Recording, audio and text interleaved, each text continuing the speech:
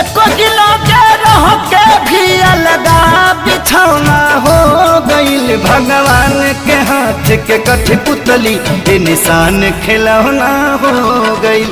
भगवान के हाथ के कठपुतली ये निशान खिलौना हो गईल।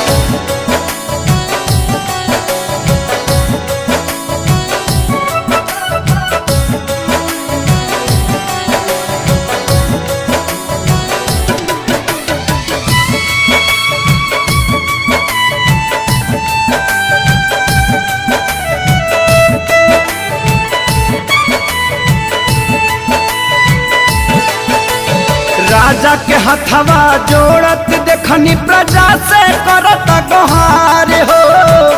इहे देखी जिंदगी के लागल का बाकी मत हमार हो।